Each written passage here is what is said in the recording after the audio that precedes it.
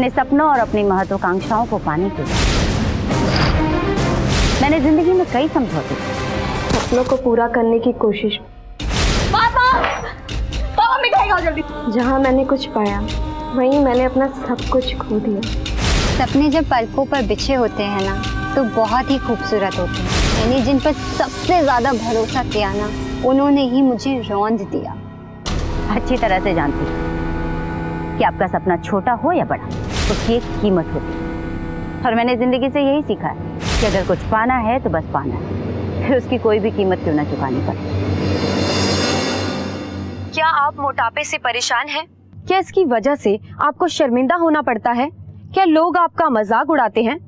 तो बस अब बहुत हुआ। अब आपको शर्मिंदा होने की कोई जरूरत नहीं, क्योंकि इंस्टा शेप स्लिमिंग सेंटर में आपकी प्रॉब्लम का 100% सोल्यूशन है, वो भी पूरी गारंटी के साथ। तो फोन उठाएं और कॉल कीजिए और पाएं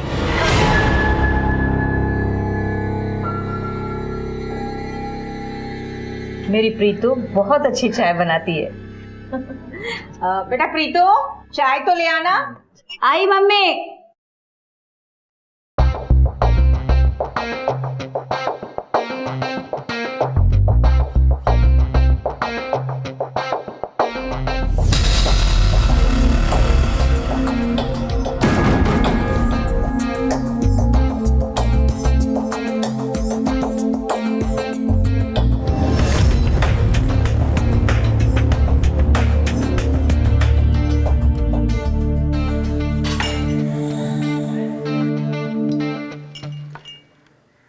ML या पटियाला? क्या है मम्मी? मैंने तुझे चाय लाने को बोला था ना। ये क्या तमाशा कर रही है? ये क्या चल रहा है? क्या हमें बेइज्जत कराने के लिए बुलाया था यहाँ पे? बेइज्जत? बेइज्जती उनकी होती जिनकी कोई इज्जत हो। बेइज्जती तो मेरी हुई है, फटीचर कहीं के। चले आओ मुंह उठा के मुझे देखने के लिए। मेरी शादी किसी रईस बड़े आदमी से होगी। चलो निकलो ऐसे, निकलो।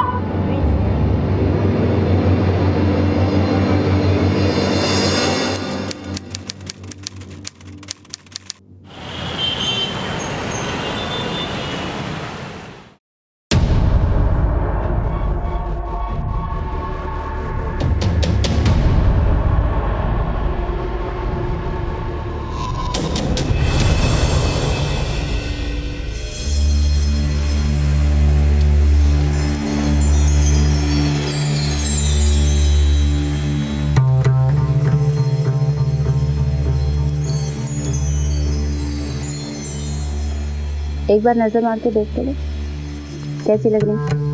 तो हमेशा की तरह बम लाग रही है।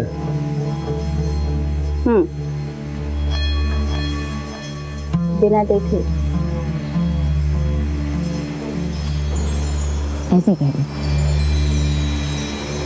बम लग रही।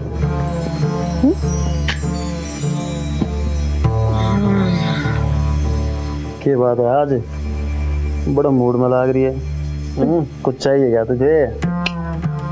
चाहिए नहीं, देने वाली हूँ। बिल्कुल थारे जैसा लौंडा, बाप बनने वाला है। सच? मुझ तुम्हारे प्यार की निशानी मेरे पेट में पड़।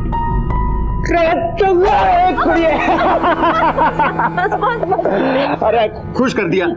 अब देखना, बस सबको पार्टी दूंगा। पहले तो गैंग वालों को लड्डू खिलाऊंगा। फोन करता हूँ अभी। बस बस, ज़रा खुश मत हो अभी, धीरे बोलो। वैसे भी तुम्हारे बहुत सारे दुश्मन हैं, पिंटू पांडे। बात तो सही कह रही है तू।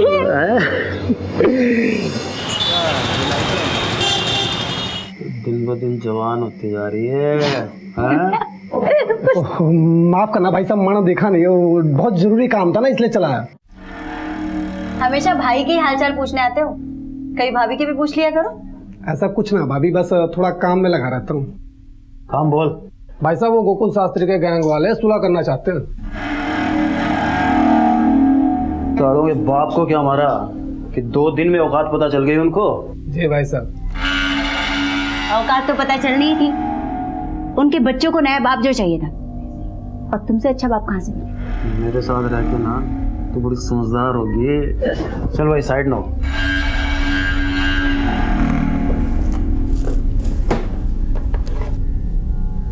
अरे प्रीतो, हाँ ये रख, और मैं बच्चों का नामकरण करके आता हूँ। ठीक है? जल्दी आना, राजमा चावल बना रही हूँ। बबन तू भी आ जाना। तो ठीक है, चल भाई।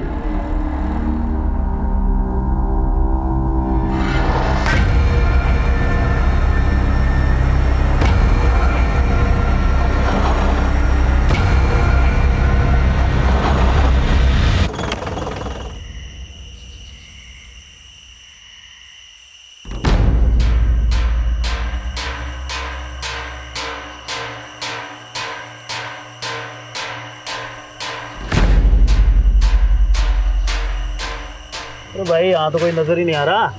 हाँ भाई साहब। कहाँ है तेरे गोकुल शास्त्री के आदमी? फोन लगा थाना को।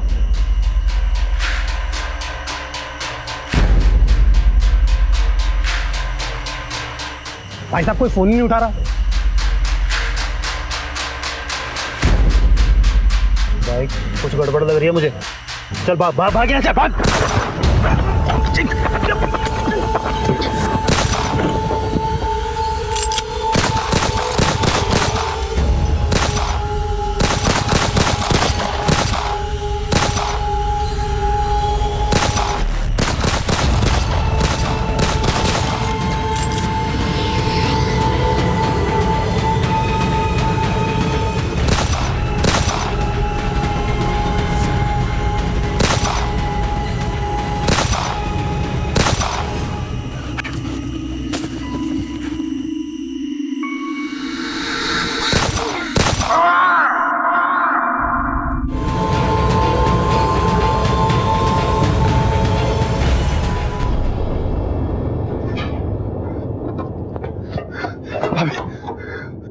पुलिस ने पिंटू भाई को गोली मार दी।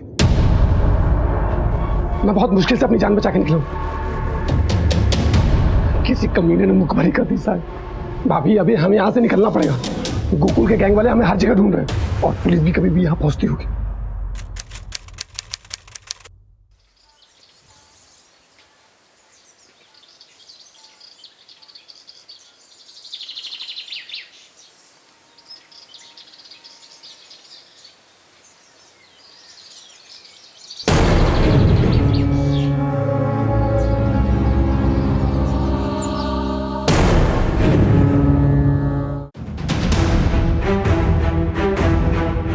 सर जैसे हमने बॉडी को देखा वैसे ही आपको कॉल करके बुलाया।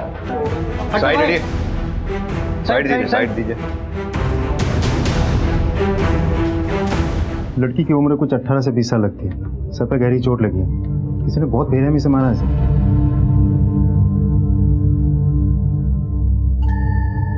मुझे एरिया सील करवा पड़ेगा। सर, ये लड़की यहीं रहती थी?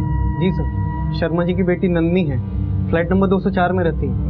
अच्छा, तुमने जब डेड बॉडी को लिफ्ट में देखा तो लिफ्ट में कोई और भी था या किसी को आते जाते देखा हो? नहीं सर। विजय, या तो इस लड़की के ऊपर हमला इस लिफ्ट में ही हुआ है या फिर ये हमलावर से बचने के लिए लिफ्ट की तरफ भागी है। विजय, बॉडी को पोस्टमार्टम के लिए भिजवा दो। सपन सर, लड़की की फैमिली की डिटेल्स लेके उसकी फैमिली को इन्फॉर्म कर दो। Okay sir. आओ विजय। सर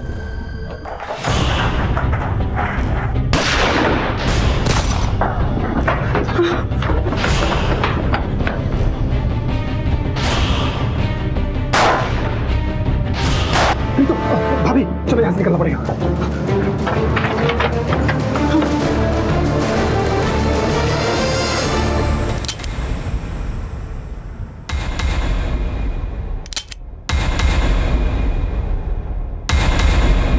देख, अगर तूने हमें मार दिया ना तो तुझे कुछ नहीं मिलेगा, लेकिन अगर तुमने हमें जिंदा छोड़ दिया तो तुम्हें बहुत कुछ मिल सकता है। जब चाहो और जितना चाहो।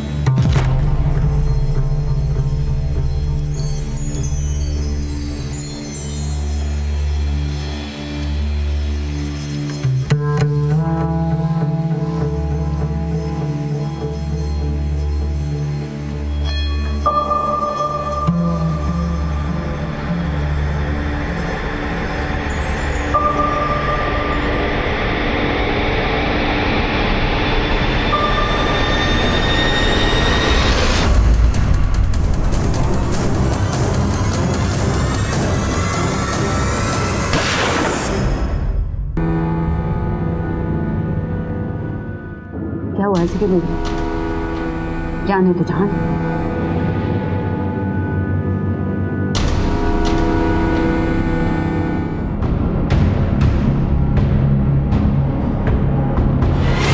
सर, टेबल पे खाने की प्लेट एक है और खाना भी उसने आधा खाया है। आई थिंक वो जो खाना खा रही थी हमला तभी हुआ होगा। भैया इस पूरी बिल्डिंग के, मेन गेट के, इस फ्लोर के सबके सीसीटीवी फुटेज चेक करो, पता चल जाएगा उस दौरान घर में कौन आया कौन गया। सब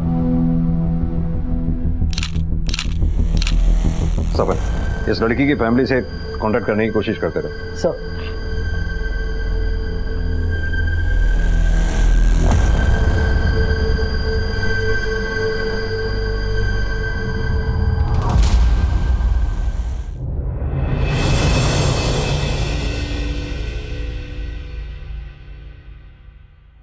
थैंक यू भाई।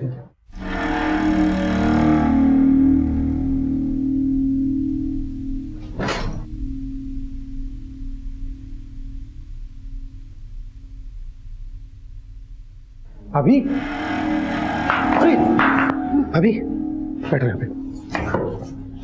भाभी आपको घबराने की कोई जरूरत नहीं। जब तक मैं आपके साथ हूँ आपका कोई कुछ नहीं बिगाड़ पाएगा और मैं आपके साथ हमेशा रहूंगा। आप चिंता करना छोड़ दीजिए।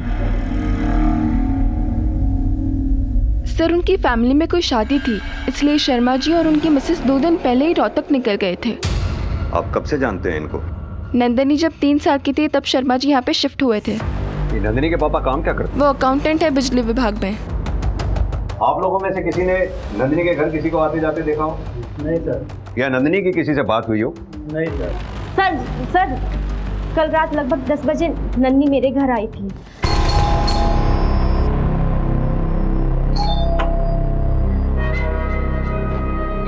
अरे नंदिनी, सॉरी दीदी इतनी रात को आपको डिस्टर्ब किया। वो मेरे पास सुबह सैलेड के लिए खीरा नहीं है, अगर आपके पास है तो दे दीजिए ना प्लीज। हाँ मैं लाती हूँ। सर इतनी प्यारी और जोली नेचर की लड़की के साथ ऐसा कुछ हो सकता है? मुझे तो यकीन ही नहीं हो रहा है।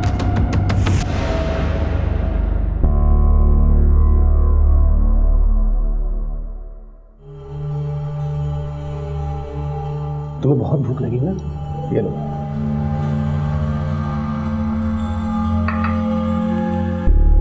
तो मेरा कितना ध्यान रखता है ना। अगर तू नहीं होता तो पता नहीं मेरा क्या होता। कुछ भी बोलती हो आप चुपचाप खाना खाइए, ठीक है? बबन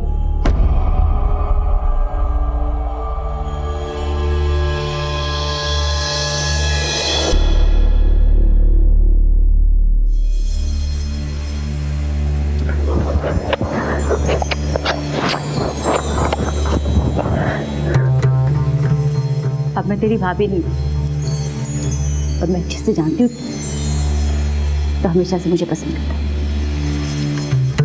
भाभी तो सिर्फ मजबूरी में बोलता था, तेरे से तो मुझे हमेशा अपनी प्रीतो मानता था ना। क्या हुआ, इतना घबरा क्यों रहा? कभी मैं भी तुझे हमेशा से पसंद करती थी, पर कभी कह नहीं पाई। लेकिन आज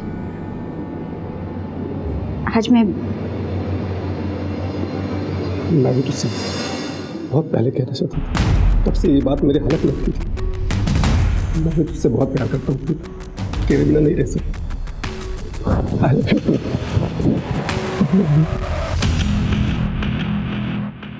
सर, नंदिनी के घर के फुटेज ये देखिए सर।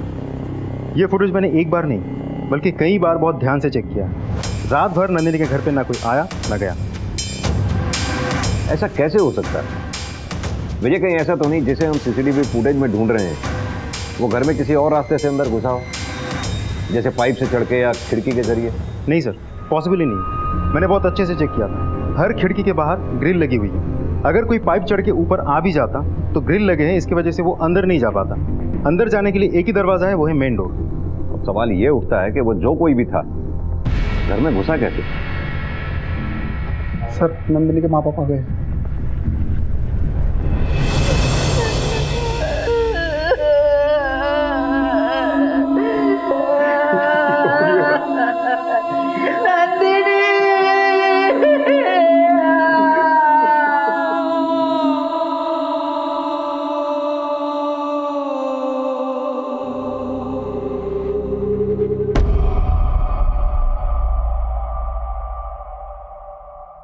आप लोगों की किसी से कोई दुश्मनी है, झगड़ा या नंदिनी का?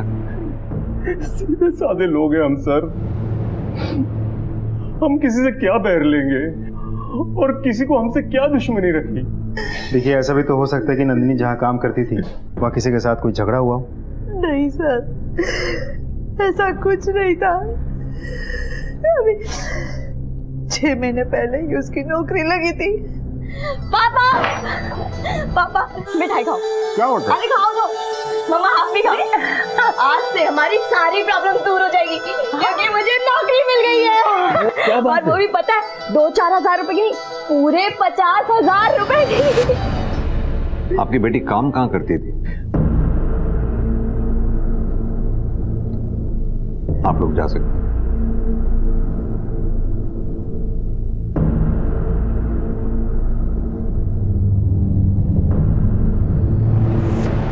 विजय, कुछ तो जरूर हुआ होगा जिस वजह से नंदिनी की जान गई, उसका इतनी बेरहमी से कत्ल हुआ।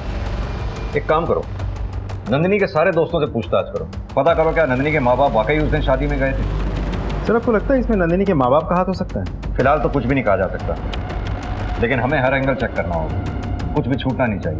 सर, पुलिस ने नंदिनी की मौत से जुड़े हर पहलू को जांचना शुरू किया, लेकिन उनको कोई ठोस दलील नहीं मिल रही थी। अब तक की मिली जानकारी से इतना तो साफ था कि नंदिनी की जिंदगी में कुछ तो रहस्यमय चल रहा था। पुलिस हर सबूत और बयान का बारीकी से मुआयना कर रही थी। सर, हमने नंदिनी के दोस्तों से, फैमिली से, आस पड़ोस वालों से पूछताछ की, लेकिन हमें ऐसा कुछ भी नहीं मिला जिससे हम किसी पे शक कर सकें। उसका किसी के साथ कोई अफेयर भी नहीं था। सर, जब से उसने वजन कम किया था उसको मेकअप का और कपड़ों का नया शौक चढ़ा था। बाकी सब कुछ पहले जैसे ही चल रहा था। और मैंने उसके माँ बाप के बारे में पता किया, वो लोग शादी में वाकई रोहतक गए। विजय, ये नंदिनी जहाँ काम करती थी वहाँ इंक्वायरी करो, शायद वहाँ से कोई इन्फॉर्मेशन मिले। सर, नंदिनी शर्मा की पोस्टमार्टम रिपोर्ट आ गई।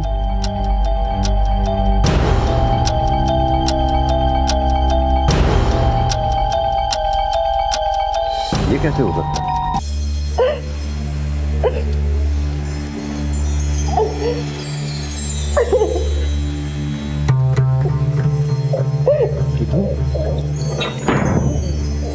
क्या हुआ तुझे?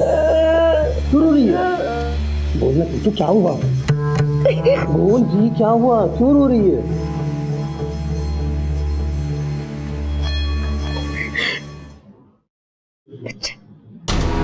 बच्चा?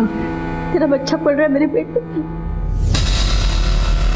क्या वो दिखाऊंगी मैं दुनिया को? किसी और की विधवा और किसी और का बच्चा पेट में लिए घूम रही हूँ। एक दिन तू भी मुझे छोड़ के चला जाएगा, ये सोचकर डर लगता है। देख मेरी बात सुन, मेरे पर भरोसा, मैं तुझे और अपने बच्चे को छोड़ के कहीं नहीं जाऊंगा। मैं हमेशा तेरे साथ रहूंगा, मैं हमेशा तेरे साथ रहूंगा।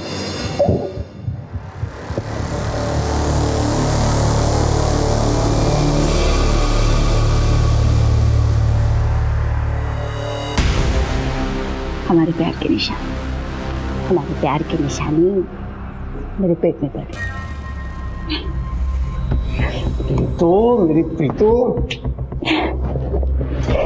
क्या डॉक्टर, कोई ऐसा क्यों करेगा? और नंदिनी ऐसा क्यों करेगी? अपने आप को ऐसे घाव कोई क्यों देगा जिससे उसकी मौत हो जाए? ये देखिए सर, नंदिनी के सर पे जो चोट है और दीवार पर जो खून के धब्बों के निशान हमें मिले हैं, वो दोनों आपस में मैच करते हैं। सर, बात यह है कि जो इंजरीज हैं वो मेनली फोरहेड पे हैं, जो तभी होता है जब इंसान अपना सर खुद दीवार पर मारता है, और अगर कोई अटैकर होता तो इंजरीज स्कल पर भी होते। यानी कि नंदिनी ने अपना सिर खुद दीवार से पटका। हमारी इंक्वायरी में जहाँ तक हमें पता चला है, नंदिनी ऐसी लड़की नहीं थी कि वो आत्महत्या कर ले, और ना ही उसे कोई दिमागी बीमारी थी। बिल्कुल कर सकता है सर, इन मेडिकल ड्रग्स की वजह से। जिस मात्रा में ये नंदिनी के शरीर में पाई गई हैं, उस हालत में इंसान कुछ भी कर सकता है। सर, नंदिनी के माँ बाप ने हमें नंदिनी का जो विजिटिंग कार्ड दिया था वो तो फेक है। उस नाम की कोई कंपनी है ही नहीं, और उस एड्रेस पे जो बिल्डिंग का नाम लिखा था वो तो खंडर बन चुकी है। और नंदिनी ऐसा कर क्यों रही थी? अपने माँ बाप से झूठ क्यों बोल रही थी? उसका तो कोई अफेयर भी नहीं था जिसे छुपाने के लिए वो ऐसा करे। क्या नंदिनी दोहरी जिंदगी जी रही थी? विजय, काम करो, इस नंदिनी की सारी इंफॉर्मेशन निकालो। कहाँ जाती थी, किससे मिलती थी, अकाउंट डिटेल्स वगैरह वगैरह।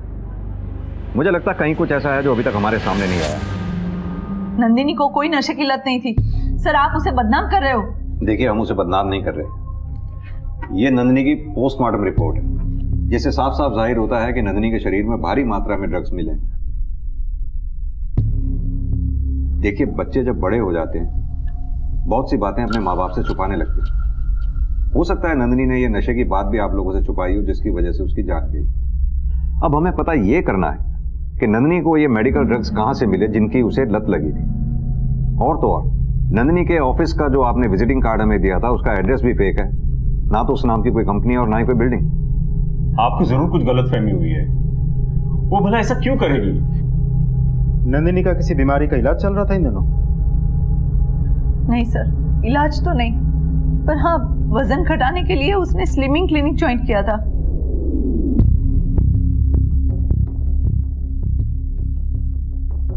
बारह किलो वजन कम होने के बाद 6 महीने पहले ही उसने वो छोड़ दिया। उसके बाद उसे नई नौकरी मिली थी। नाम क्या है उस क्लिनिक का? Insta chef weight loss clinic. Nandini बचपन से थोड़ी मोटी थी, लेकिन बड़े होते होते उसे इस मोटापे से टेंशन होने लगी। कोई उस पर हंसता तो कोई उसको टोकता, वो बहुत दुखी हो जाती थी। सर, ये रही मेरी नंदिनी की तस्वीर। क्लिनिक जाने के बाद उसका वजन तेजी से घटने लगा। वो उसे कुछ दवाइयां देते थे जिससे उसका वजन घट रहा था। स्लिमिंग सेंटर ज्वाइन करने के बाद क्या आपने नंदिनी में वजन घटाने के अलावा कोई और चेंज नोटिस किया था? नहीं सर, वजन कम होने के बाद नंदिनी बहुत खुश थी, नए फ्रेंड्स बना रही थी, फ्रेंड्स के साथ बाहर जा रही थी। बट हाँ, थोड़ी सी चिड़चिड़ी हो गई थी। कॉन्फिडेंस बहुत बढ़ गया था उसका, लेकिन साथ ही उसका मूड स्विंग्स भी बढ़ने लगे था।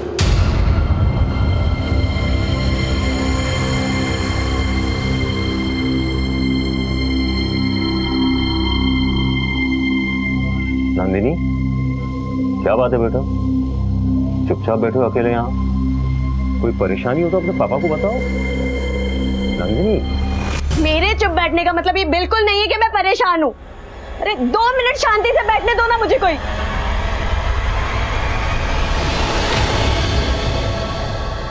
एक बात बताइए, नंदिनी का खर्चा कैसे चलता था? पैसे तो उसके पास होते ही थे।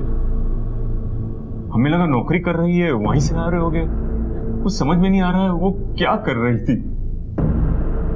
भाई, भाई ठाकुर ने फ्लाईओवर के पास बुलाया और बुलाया अकेले आने।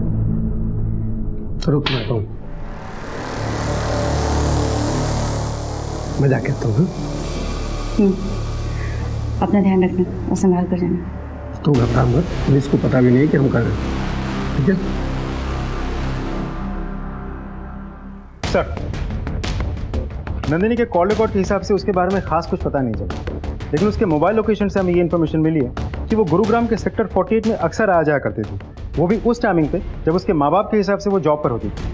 वहाँ ऐसा क्या था? Slimming clinic. कोर्स पूरा होने के बाद नंदिनी शर्मा इस एरिया में क्यों जाया करती थी? इस स्लिमिंग क्लिनिक का क्या राज है? सर, इस क्लिनिक के बारे में खास कुछ तो पता नहीं चला, लेकिन इतना पता चला है कि ये कंपनी 5 साल पुरानी है और दिल्ली एनसीआर में कुल मिला के 12 ब्रांचेस हैं और सारे के सारे ब्रांचेस बहुत अच्छा बिजनेस कर रही है। और हाँ सर, नंदिनी शर्मा के फाइनेंशियल डिटेल्स। सर, इसके हिसाब से नंदिनी की कोई फिक्स सैलरी नहीं थी, लेकिन फिर भी हर महीने 40 से 60 हज़ार रुपये कैश उसके अकाउंट में डिपॉजिट हो जाते थे। विजय, होना हो इस नंदिनी शर्मा का कोई ना कोई राज इस स्लिमिंग क्लिनिक से जुड़ा होता है।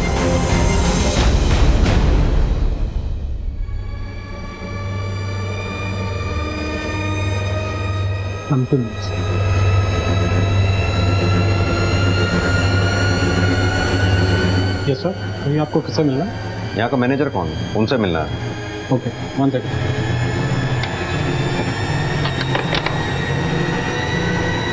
तुम ही रुको।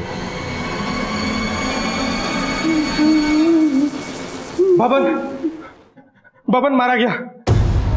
पुलिस ने हमें फंसाया था वहां पे। पुलिस यहाँ कभी भी आ सकती है, हमें तुरंत यहाँ से निकलना होगा।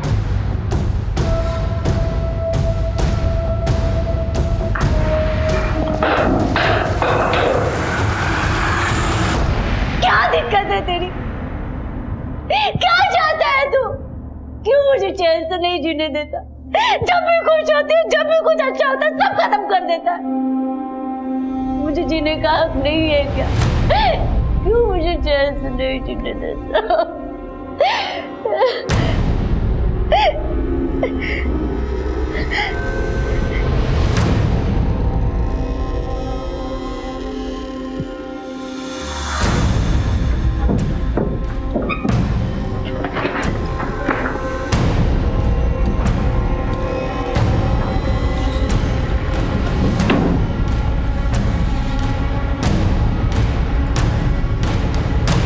अभी आप कहाँ जाओगे? पता नहीं, लेकिन पुलिस के हाथ नहीं आऊंगी। खुद को इतना मजबूत, इतना ताकतवर बनाऊंगी कि पुलिस मेरे आगे पीछे घूमे, और कभी टकराए भी ना तो मैडम कह के बुलाए।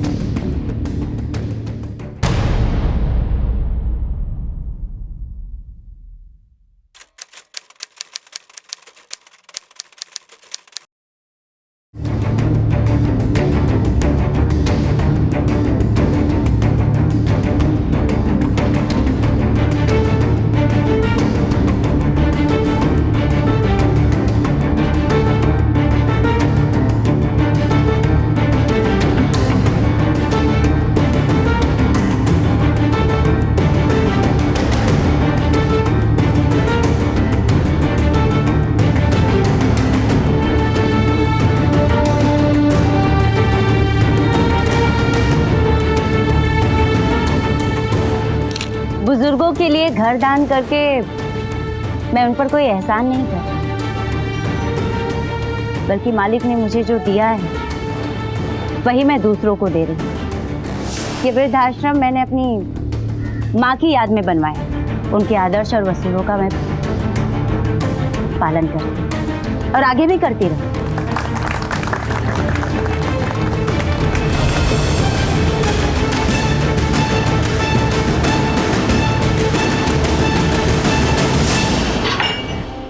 अमन या पटियाला, हमारे प्यार की निशानी मेरे पेट में। ये रख, और मैं बच्चों का नामकरण करके आता हूँ। पुलिस ने पिंटू भाई को गोली मार दी। मैं तुझसे बहुत प्यार करता हूँ।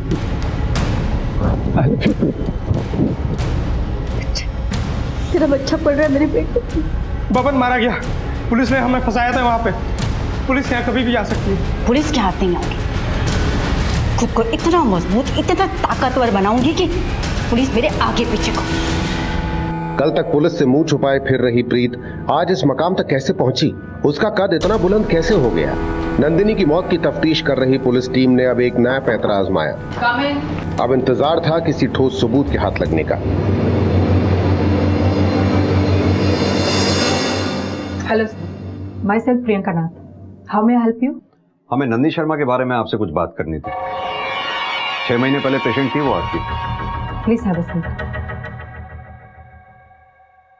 जब नंदिनी के बारे में सुना तो बहुत बुरा लगा। मेरा तो दिल ही बैठ गया था जब मुझे पता चला।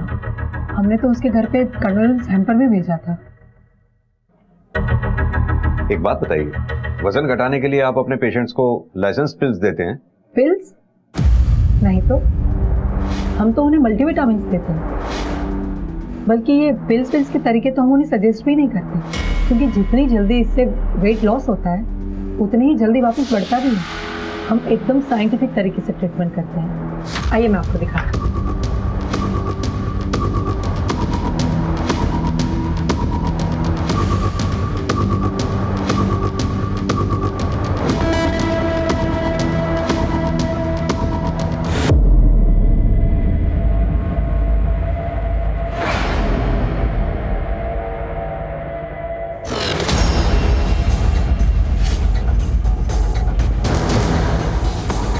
प्रियंका जी, आप हमें टेस्ट के लिए स्लिनिंग टैबलेट का एक सैंपल दे सकती थी? या श्योर, मैं अभी अरेंज कराती हूँ।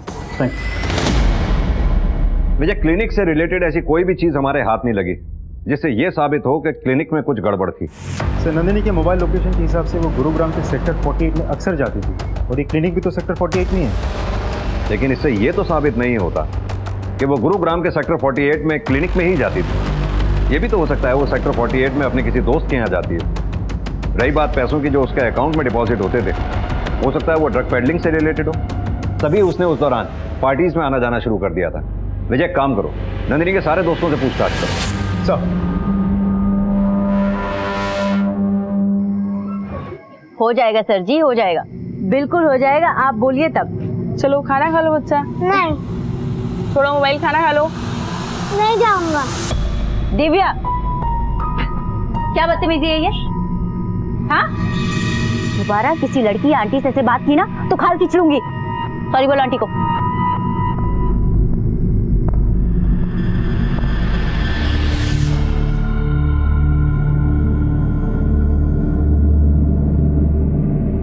माय गॉड, बहुत सुना है इस क्लिनिक के बारे में। मेरा वजन भी कम हो जाएगा ना? पता है, लोग मुझे फैटी, मोटी, पता नहीं क्या क्या बोल के चढ़ाते हैं। अगर ऐसे ही चलता रहा तो कैसे मेरी शादी होगी? कैसे नहीं होगी तुम्हारी शादी? बिल्कुल होगी। और ये शादी क्या चीज़ है? एक बार हमारे साथ जुड़ने के बाद तुम्हारी भी जिंदगी बदल जाएगी, बाकी लड़कियों की तरह। सच? बिल्कुल।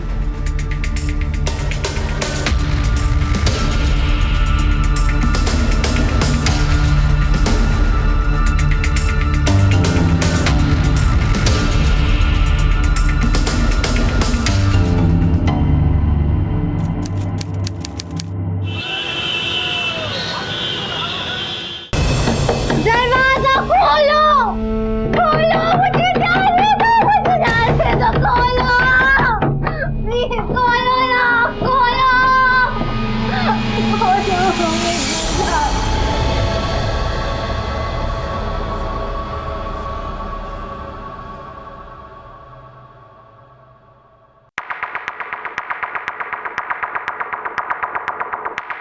कुछ मिला?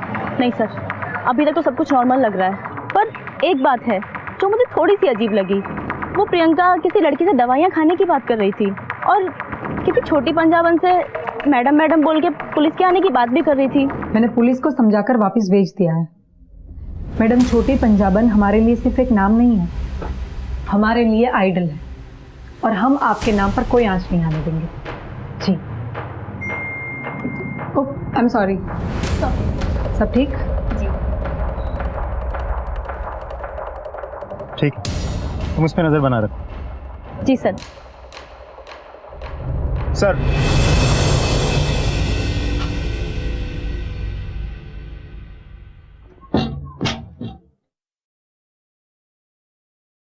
लो खाना खा लो।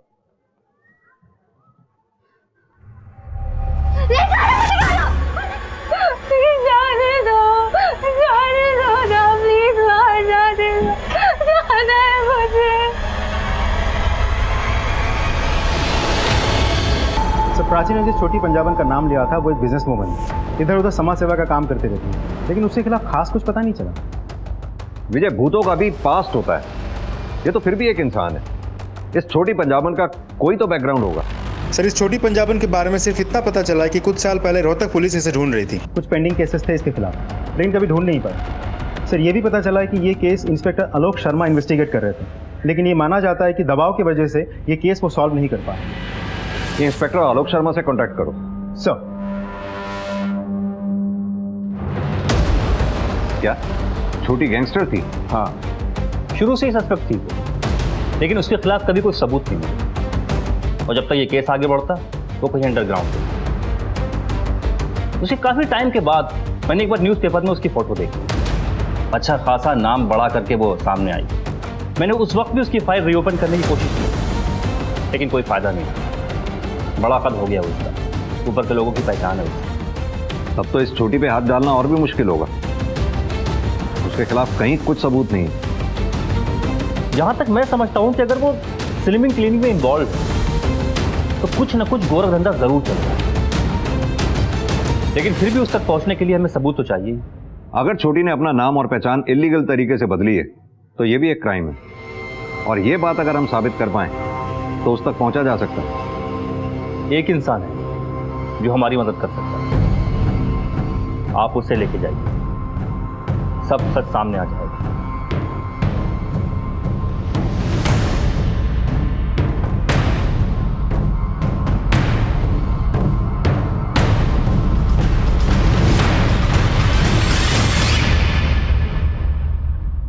क्या हुआ, ऐसे कैसे गुस्से चले आ रहे हैं आप लोग? आपसे कुछ बात करनी थी। पर मुझे कोई बात नहीं करनी? हमसे नहीं करनी, लेकिन इनसे तो करनी होगी।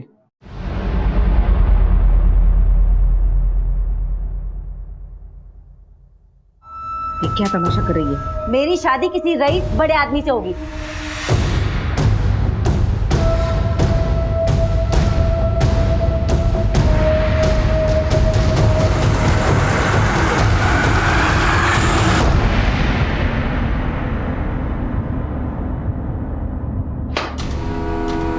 इतने साल गैंगस्टर बने रहने के बाद अचानक समाज सेविका बन गई। कमाल का हृदय परिवर्तन है, नहीं? पहले पिंटो के साथ, फिर बब्बन के साथ, फिर अचानक अंडरग्राउंड। अब इतने सालों बाद गुरुग्राम में समाज सेविका और बिजनेस वुमन बनकर बाहर आई। कहां से आया इतना पैसा? क्या गोरख धंधा चल रहा है उस स्लिमिंग क्लिनिक में?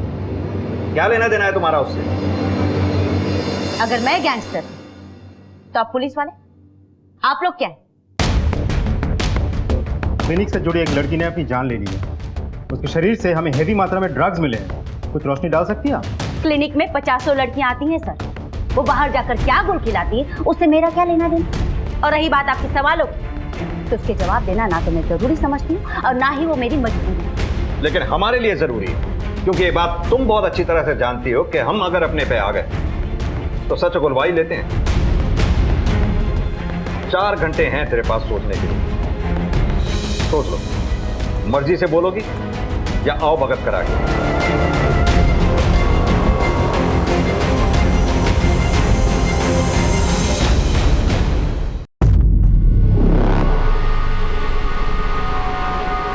ये क्या कर रही हो तुम यहाँ? कुछ नहीं मैम, वो किसे पूछकर तुम मेरे कैबिन में आई? और ये लैपटॉप में क्या कर रही थी तुम? और वो क्या छुपा रही हो? यहाँ दो।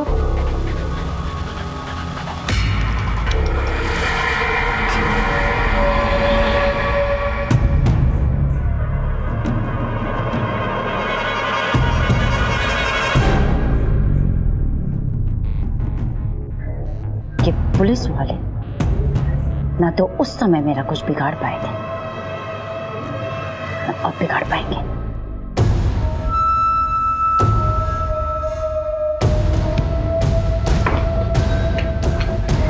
मैम पुलिस क्या हो? मैम पुलिस मुझे फंसाना चाहती है मैम। झूठा केस बनवाने के लिए मेरी ऐसी हालत कर दी। मेरी आप लोगों से विनती है कि आप लोग मेरी मदद करिए, इस केस को लेके जाइए। देखिए पुलिस वाले क्या जुल्म कर रहे हैं। लेकिन सर,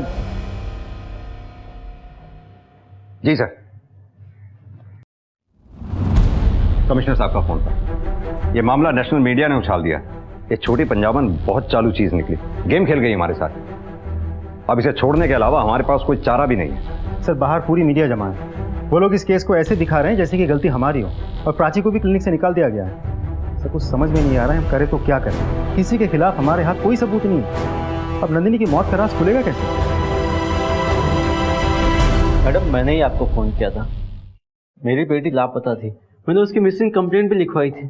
लेकिन जब से मेरी बेटी वापस आई है, अजीब सी हो गई है। वो हमेशा ड्रग्स के लिए परेशान रहती है।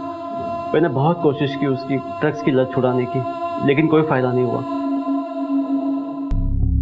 मेडिकल रिपोर्ट से पता चला है कि तुम्हारे ब्लड में कुछ ड्रग्स के ट्रेसेस पाए गए हैं, और तुम्हारे पापा का कहना है कि तुम्हारी ड्रग्स की लत छुड़वाने के लिए उन्होंने तुम्हें कमरे में बंद करके रखा था। क्या ये सच है? ये ड्रग्स की लत तुम्हें कैसे लगी? कौन देता था तुम्हें ये ड्रग्स?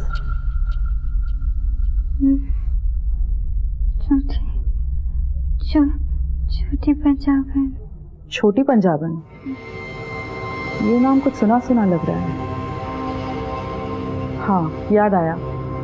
हाल ही में मीडिया में उसके बारे में सुना था। गुरुग्राम केस में उसका नाम सामने आया था। तुरंत गुरुग्राम पुलिस को इन्फॉर्म करो।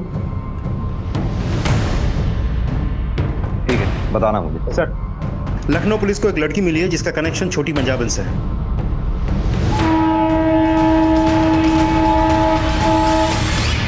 कुछ साल पहले मैं अपने बॉयफ्रेंड के साथ भाग गई थी, क्योंकि मुझे पता था पापा नहीं मानेंगे। उन्हें वो बिल्कुल पसंद नहीं था, और पापा सही भी थे मैम। वो मुझे भगा कर ले गया और मुझे छोटी पंजाबन को बेच दिया उसने मुझे एक कमरे में बंद करके रखा और मुझसे जबरदस्ती धंधा कराने लगी। क्या हुआ? अरे पगली, तुझे मालूम नहीं इस धंधे में ना पैसा ही पैसा है। दर्द होता है ना, चल ये ले। कुछ दिन दवाई खा के काम चला ले, फिर धीरे धीरे आगे बढ़ जाए। ले ले ले। दवाई के नाम पे मुझे ड्रग्स की लत लगा दी। मैं बुरी तरह से फंस चुकी थी। दिन रात मैं वहाँ से बस भागने की प्लानिंग करती रहती थी, और जैसे ही मुझे वो मौका मिला मैं फौरन वहाँ से भाग के पापा के पास आ गई। लेकिन उस ड्रग्स की लत ने मेरा पीछा नहीं छोड़ा। स्वाति, इस छोटी पंजाबन के गले का फांसी का फंदा तैयार करने का समय आ गया है। फांसी का फंदा मेरी जूती से?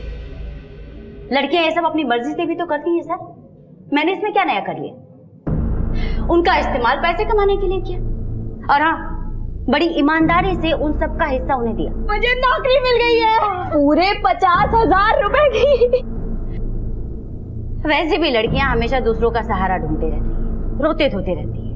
मैंने तो उन्हें समझाया कि बेवकूफ लड़कियों, तुम्हारे पास तुम्हारा खुद का बहुत कुछ है, क्यों किसी और के लिए रोना? और इस मिशन में तू नंदनी, रितु और न जाने ऐसी कितनी लड़कियों की खरीद फरोख्त की, उन्हें नशे की आदत डाली ताकि तेरे और दलालों के चंगुल में फंसी रहे। धंधा कोई भी हो सकता, खरीदना बेचना तो पड़ता ही। और नंदिनी ने भी कुछ कम पैसे नहीं बनाए। जब नहीं झेल पाई तो मर गई। मैंने थोड़ी ना मारा उसे। कितनी लड़कियों की जिंदगी बर्बाद कर दी है तुमने, इस बात का एहसास है तुम्हें? मैंने किसी के साथ जोर जबरदस्ती नहीं की सर। और मैंने नया क्या किया है? अब माल की डिमांड आएगी तो पूरी तो करनी पड़ेगी ना। किसी को 16 की चाहिए तो 30 की तो नहीं दे सकती ना। अब जिस फ्लो से अब तक इतनी बातें कही हैं, उसी फ्लो में सच भी बोल दे, वरना इसका हाथ अगर अपने फ्लो में चला तो कोई भी ड्रग तेरा दर्द कम नहीं कर पाएगी। पिंटू की डायरी से मुझे बहुत से बड़े बड़े नेताओं और बिजनेसमैन के बहुत सारे छिपे हुए राज। मैंने उन्हें धमकाकर अपने लिए एक नया नाम और पैसा इकट्ठा किया। जगह जगह पर मेरी क्लिनिक चलती है सर। बहुत सी लड़कियां आती जाती, उनमें से मुझे जो पसंद आती थी लगता था कि अच्छी है, अच्छे पैसे मिलेंगे। उन्हें लालच देकर मैं अपने धंधे में ले लेती थी। और यकीन मानिए सर, उसके लिए मुझे बहुत ज्यादा मेहनत नहीं करनी पड़ती थी। बहुत सी तो ऐसे ही रोते धोते आ जाती थी खुद ही। अच्छा हुआ तूने खुद सच बोल दिया। अब तेरे उन्हीं आकाओं को तेरे साथ यहीं सलाखों के पीछे बंद करेंगे।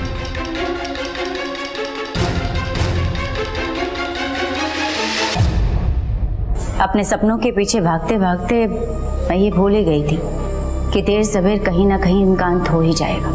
कुछ पाने के लिए कुछ खोना पड़ता है, इसका मुझे विश्वास था। लेकिन आज ये एहसास हुआ कि कुछ पाने के लिए मैंने अपना सब कुछ खो दिया। देखते हैं हमारे आज के एपिसोड की दूसरी कहानी। माँ, हम कहाँ जा रहे हैं? जहाँ हमारी किस्मत ले जाए। कुछ अता पता नहीं है? है ना, वो नीली कोठी वाले सुदर्शन बाबा याद है? वहीं जा रहे हैं। अरे बाबा ने ढेर उधार ले रखा था उनसे और लेकर भाग गए। अब उन्होंने ही मेरी कहीं नौकरी लगवाई। कह रहे थे कि नए मालिक से ही सारा हिसाब किताब चुकता कर लेंगे। समझी? नहीं। तू बस इतना समझ कि आप हमारी छोरी हमारे संगे, और हम माँ बेटी मिलकर कुछ तो अच्छा कर ही लेंगे, है ना? भूख लगी है? हाँ। ले, अरे खा। हमारा नाम लाजवंती है। हमारे आदमी ने जाने किस किस से पैसा उधार लिया और फिर मरने उधारी चुकाने के वास्ते छोड़कर भाग गया। जिंदगी ने बहुत दुख दी है, लेकिन हार को नहीं मानी मैंने। बहुत से सपने सजा के रखे थे नाखन में। अपनी गुड्डी के वास्ते काम करके उसे पढ़ाना चाहती थी, खुद के बल पे जीना सिखाना चाहती थी। बहुत खुश थी मैं।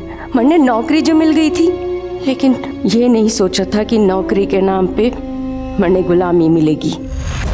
खम्मा घणी बाबू लोग, अपनी जरूरत का सारा सामान यहाँ मिलेगा। ये कलाई जितनी करारी है ना, उतनी मजबूत भी। घर का काम कराओ, खेत में मजदूरी कराओ, बिल्डिंग बनवा लो। अरे ये मुमताज तो आप लोगों के लिए ताजमहल बनवा दे एक हाथ से, इतना दम है इसमें। तो बाबू लोग, बोली शुरू होगी 15,000 से। ऐसा माल पूरे बाजार में नहीं मिलेगा। सुदर्शन साहब, आप तो मन्ने नौकरी की खातिर लाए थे ना यहाँ। तूने बड़ी विलायत से पढ़ाई की है ना, जब थारे को नौकरी मिलेगी ऐसा ही काम करना पड़ेगा यहाँ। जैसे गाय बैल की बोली लागे है ना, ठीक वैसे ही हमारी भी बोली लागी थी, एकदम जानवरों की तरह। जानवरों के बाजार में इज्जत की 2 रोटी कमाना चाहती थी अपने वास्ते और अपनी बेटी के वास्ते, लेकिन औरत की कोई इज्जत होवे? वो तो आदमी के हाथ का खिलौना होवे। जब चाह खेला, जब चाह घर में सजा दिया और जब चाह बाजार में बेच दिया। हाँ तो बाबू साहब लगाओ बोली। 15,000, 17,000, 18,000, 18,500, 20,000। इसको देखो जरा ध्यान से। दिन भर सारा घर का काम करेगी और सारी रात हाय हाय इसके हाथों की मालिश। उतना पैसा बोलो। 22,000 से 1 पैसा ज्यादा नहीं है इसका। अरे भाया, ये मिठो जलेबी के साथ रबड़ी भी है। बैठो आराम से लेके आता हूं। आजा। हाँ तो बाबू साहब, ये रही आपकी रबड़ी। मिठो जलेबी के साथ ये रबड़ी बिल्कुल मुफ्त, फ्री फ्री फ्री।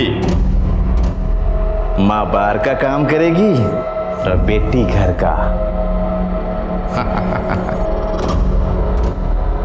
सुदर्शन साहब, हमारी चोरी की बात कोनी हुई थी। बावरी हो गई के 15,000 दिए थारे। लगाओ बोली। 35,000, 35,000 1, 35,000 2, 35,000 3। लो बाबू, पैसा जमा करो, ले जाओ अपना माल। जा लेके जा। हाँ बाबू साहब, ये आया नया माल।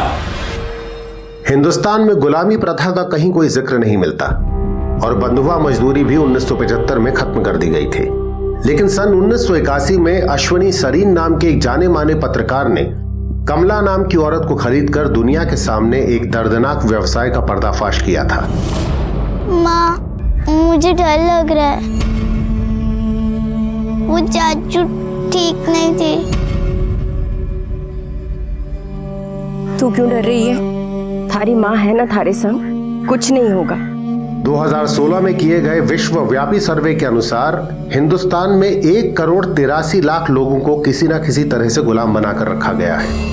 इनमें से बहुत से बंधुआ मजदूर हैं, बाल श्रमिक हैं, कुछ देह व्यापार या भीख मांगने का काम करते हैं, या फिर कुछ औरतों और बच्चियों की जबरदस्ती शादी की गई है। इन महिलाओं को गैर कानूनी तरीके से अगवा करके, बहला फुसलाकर या उनकी मजबूरी का फायदा उठाकर इनका शोषण किया जाता है। आज की कहानी वैसे ही बाजार से खरीदी गई लाजवंती और उसकी बेटी गुड्डी की है, जो इस आजाद देश में किसी के गुलाम बनने को मजबूर थे। आइए देखते हैं उनकी वो दर्दनाक कहानी, जिसका अंत भी उतना ही दर्दनाक था जितनी की शुरुआत।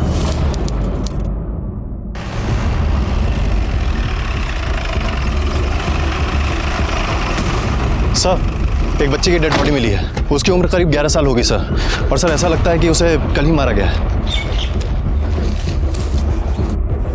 बच्चे की पहचान हुई? सर ऐसा कुछ मिला नहीं है जिससे इसकी शिनाख्त हो सके। सबसे पहले किसने देखा? सर एक एनोनिमस कॉल आया था।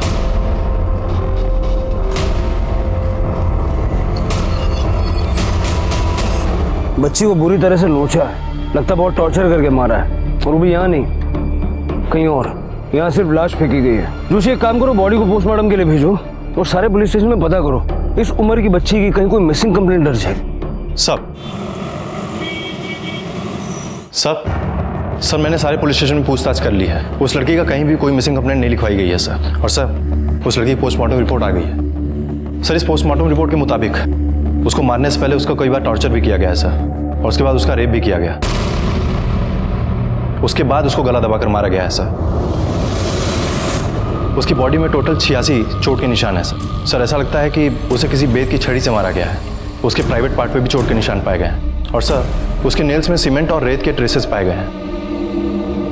11 साल की बच्ची के साथ कोई ऐसा कैसे कर सकता है? शर्म आती है कि समाज में आज भी ऐसी गंदी हरकत करने वाले लोग मौजूद हैं। जोशी, मुझे इस बच्ची का हत्यारा किसी भी हाल में चाहिए। बच्ची का फोटो सर्कुलेट करो और अपने खबरियों को काम पे लगा दो, और जल्द से जल्द इस बच्ची की पहचान कराने की कोशिश करो। सर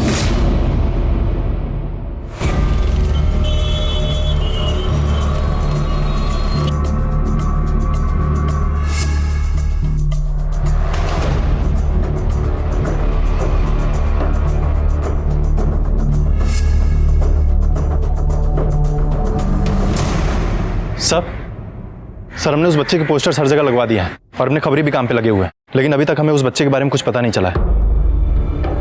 जोशी, कदाच छोकरी गुजरात नहीं ना हो, कोई बीजा स्टेट नहीं हो। उसके नाखून में सीमेंट और रेती के ट्रेसेस मिले थे, और कपड़ों से भी लेबर क्लास लग रही थी। हो सकता है किसी लेबर की लड़की हो। नक्शो लेना हो सब। गुजरात, राजस्थान, मध्य प्रदेश और महाराष्ट्र से घिरा हुआ है।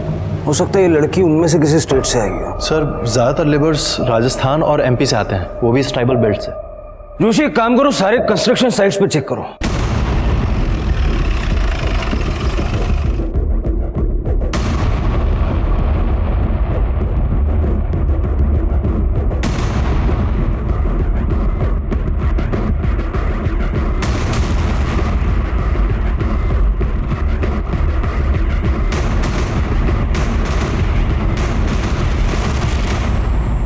तो मैं पुलिस स्टेशन आओ, बची बात करिए।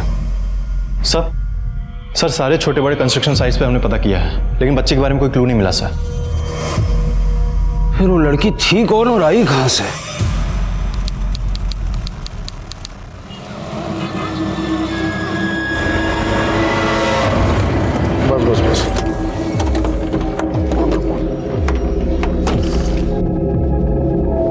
बस आजा। साहब, ये हम कट्ठे आ गए। अहमदाबाद है ये, यानी गुजरात। आज से तुम दोनों यहीं रहोगे। आओ।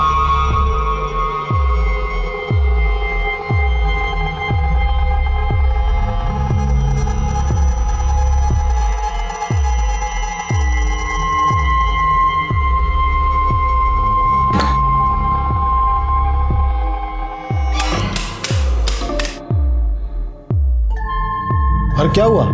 आओ आओ अंदर आ जाओ।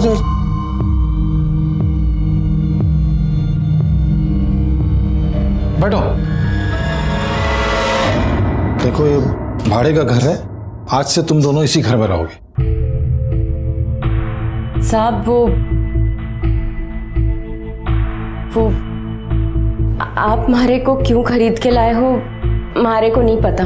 मैं ऐसी वैसी औरत को नहीं। आप मारे से ऐसा वैसा कोई काम तो नहीं कराओगे ना? नहीं, मैं तुमसे कोई ऐसा वैसा काम नहीं कराऊंगा। तुम मेरी कंस्ट्रक्शन साइट पे मजदूरी करोगी। डरो नहीं, ऐसा नौकरी समझो। लेकिन मैं तुम्हें पगार नहीं दूंगा। रहने का, खाने का और भी जो भी खर्चा होगा वो सब तुझे दूंगा मैं। उसके बाद भी जरूरत पड़े तो मुझसे मांग लेना, ठीक है? चलो अभी तुम्हारी जरूरत का सामान लेके आता हूं मैं। बैठो आराम से।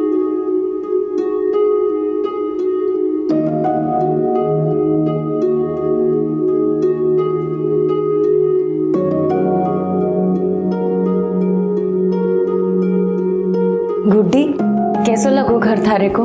घणो सुंदर है ना? अब ना सब ठीक हो जाएगा।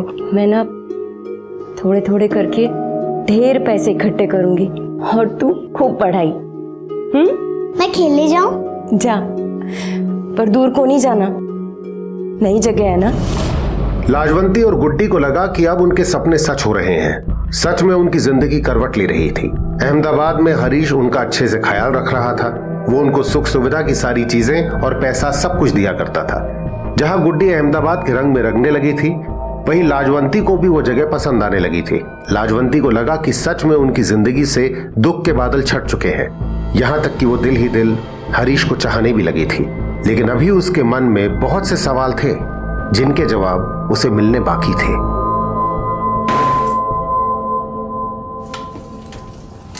लाजवंती साहब, चलो कुछ पैसे रख लो। नहीं साहब, आप मैंने यहाँ पर साइट पर काम कराने वास्ते लाए थे ना, काम वाम कोई है नहीं और आप मुझे पैसे दे रहे हैं। घर में बैठे बैठे रोटी सेकूं हूँ बस। रोटी सेकना कोई काम नहीं होता क्या? मैं तो यही चाहता हूँ कोई रोटी सेके और प्यार से उसके साथ बैठ के खाऊं। लेकिन साहब, आप तो मैंने साइट पे काम कराने वास्ते लाए थे ना। नहीं, मैं अब तुझसे कोई काम नहीं करवाना चाहता। दुनिया का सारा सुख तुझे देना चाहता हूँ। मैं पसंद करता हूँ तुझे। ये कहीं कह रहे हो साहब? जो दिल में है वही कह रहा हूँ। शादी करेगी मुझसे?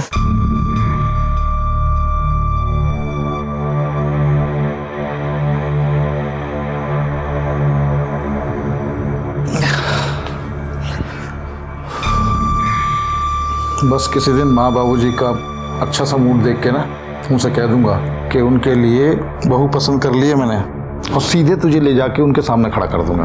बस मुझे थोड़ा सा समय चाहिए, मैं उनकी ना नहीं चाहता।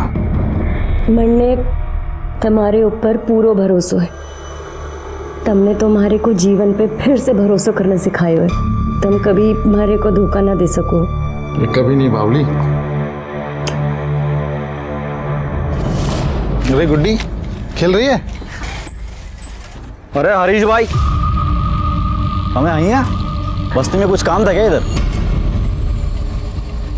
हाँ, वो अपना कंस्ट्रक्शन साइट के मजदूर यहाँ पे रहते हैं ना। हाँ, रोज मजबत चालू रहता है तो कभी कभी आना पड़ता है। अरे तो बैठो, घर छोड़ देता हूँ। बैठो। नहीं, बाइक है ना, मैं चला जाऊंगा, काम है मेरे को। अरे मेरे लाल, तेरे ये पसीने क्यों छूट रहे हैं? अरे गर्मी है ना तो पसीना छूटेगा, कब कभी थोड़ी छूटेगी। चल निकलता हूँ ना। हाँ।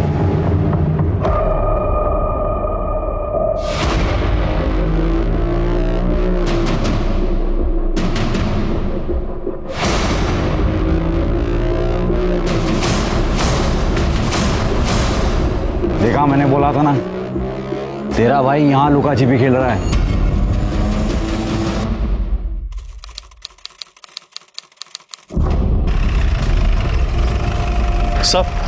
सर, हमने उस बच्चे के 8000 पोस्टर्स एमपी, राजस्थान और आसपास के राज्यों में लगवा दिए हैं, लेकिन अभी तक कोई ऐसा नहीं मिला है जो उसको पहचान सके। तुझी तलाश जारी रखो, मुझे वो कमीना किसी भी हालत में चाहिए। अगर पोस्टर देख के कोई उसे नहीं पहचान पा रहा है तो उस बच्ची की फोटो न्यूज़पेपर में पब्लिश करवाओ। हमें किसी भी हालत में उस आदमी को ढूंढकर सजा दिलवानी है जिसने इस मासूम बच्ची के साथ ये कुकर्म किया है। बचना नहीं चाहिए। सब 11 साल की बच्ची का बलात्कार करके उसकी निर्मम हत्या कर दी गई है। वो बच्ची कहाँ की रहने वाली थी, कौन थी, हमें इसके बारे में कुछ भी पता नहीं चल पाया। पुलिस का मानना है कि वो लड़की शायद किसी कंस्ट्रक्शन साइट पर काम करने वाले मजदूर की बेटी थी। तो आखिर उस बच्ची का गुनहगार कौन है? वो जिसने उसके साथ बलात्कार करके उसे मार दिया, या फिर ये समाज, या फिर हम जो औरतों और लड़कियों के खिलाफ होने वाले अत्याचार के लिए जिम्मेदार हैं?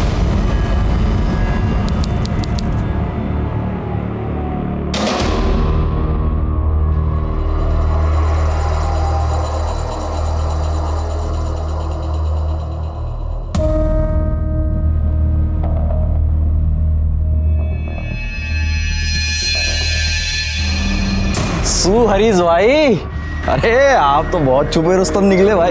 हैं? कहाँ से पकड़ के लाई ये तितली? क्या बोल रहे हो यार? कौन तितली? तू सुन, अकेले डुबकी लगाएगा, हमको भी मौका देगा। ये सब नाटक बंद करा अभी, नहीं तो घर वालों को जाके सब बता दूंगा तेरे। अरे साले, तू तो मजाक में बुरा मान गया। अरे मुझे तो चखने दे, फिर पूरी की पूरी तेरी। पक्का? हाँ हाँ।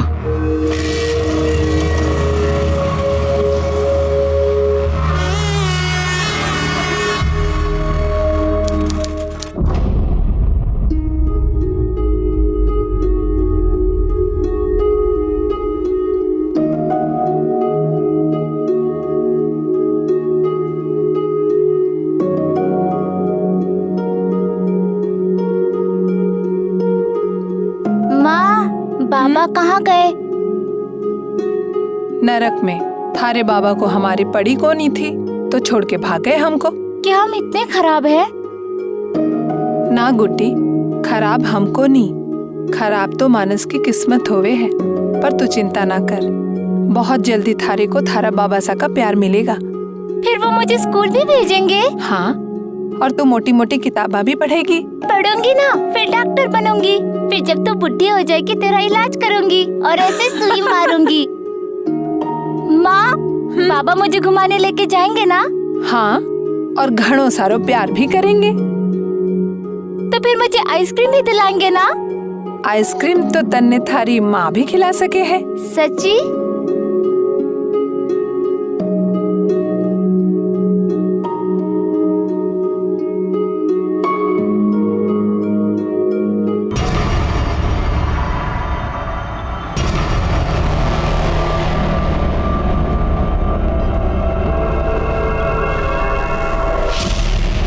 कोई बात नहीं सुननी मैंने।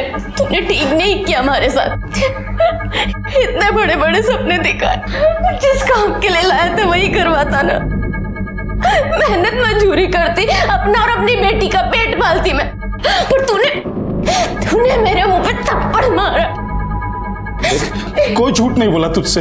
मैं अपनी पत्नी से तलाक ले रहा हूँ, सच में, और तुझसे ही शादी करना चाहता हूँ। तुम्हारी कोई बकवास ना सुननी है मैंने।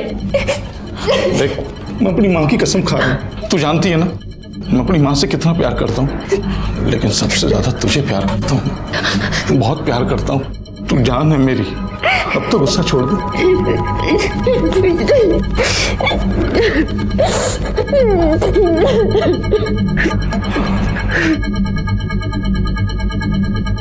लेकिन इसका क्या करेंगे? किसका?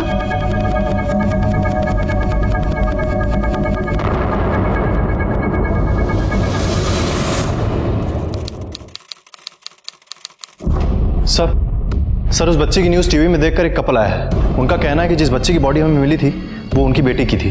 गुड, अगर वो लोग बच्ची को आइडेंटिफाई कर लेते तो उसके खूनी को ढूंढने में हमें मदद मिलेगी।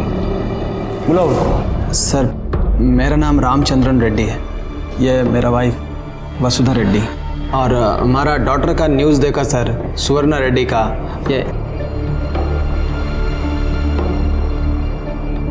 ये हमारा डॉटर सुवर्णा सर। आपकी बेटी कब और कहाँ से गायब हुई थी? हम विशाखापट्टनम में रहता, 4 मंथ हो गया। वो हमारे गार्डन में खेलने को गई थी, बाद में वापस नहीं आई। आपने पुलिस में कंप्लेंट की थी? किया था सर, पुलिस कंप्लेंट भी किया, बहुत ढूंढा, लेकिन कोई यूज नहीं हुआ उसका। फिरौती के लिए कोई कॉल आया था आपको? नो सर, हमने सोचा भी नहीं था कि ऐसे कंडीशन में हमको मिलेगा। हमारा सुवर्णा ही हमारे लिए सब कुछ था। She was my life. सुवर्णा की कोई फोटो है आपके पास? Yes sir, I'll show. ये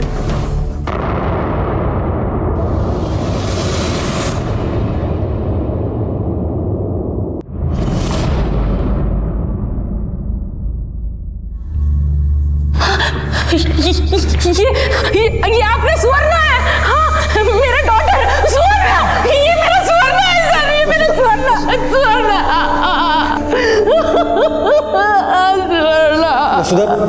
वसुधा control. Sir I can't say for sure sir, पता नहीं, maybe she is our daughter. ये तुम ऐसे कैसे बोलता? ये अपना सुवर्णा है, अपना डॉटर है, ऐसे कैसे बोलता है तुम अपना सुवर्णा?